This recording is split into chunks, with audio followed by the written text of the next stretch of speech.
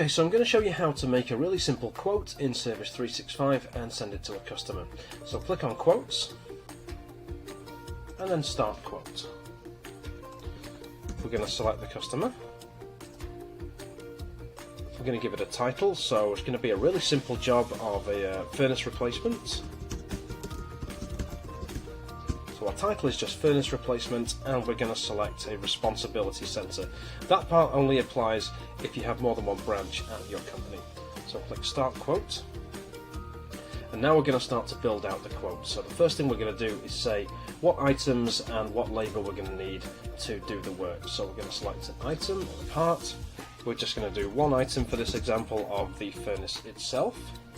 We're going to say the quantity is 1. We already have it in stock, so there's no shipping price.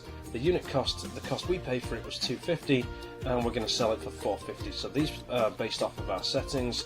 We're actually just going to mark this up a little bit more, overwrite the price to $500, add it to the worksheet, and then we're going to select a resource. So this is who's going to do the work. We're going to say it's a journeyman, working regular time.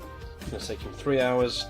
This is how much we're paying the journeyman, and this is how much we're charging out his time to the customer. Again, I could overwrite these prices if I wanted to. So I'm going to add those to the worksheet.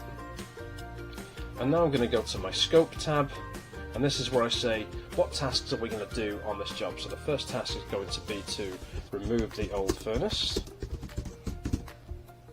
Then we're going to do a new one of, we're going to install the new furnace. And then finally we're going to clean the site. So nice and simple.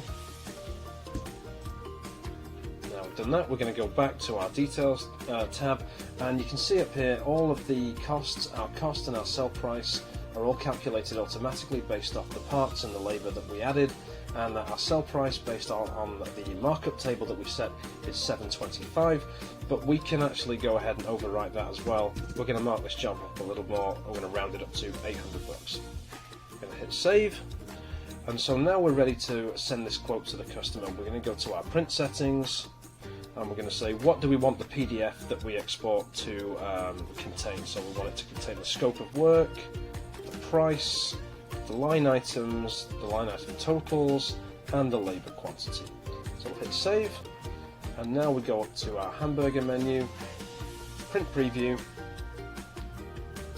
and now we can get a preview of the PDF that's going to go to the customer. So the scope of work and all the line items, the labour that we added is all showing.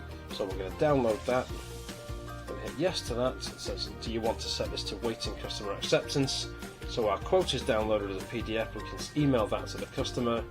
We go back to the quote, and now the status has changed to waiting customer acceptance. So now we can send this quote to the customer by email, and if they accept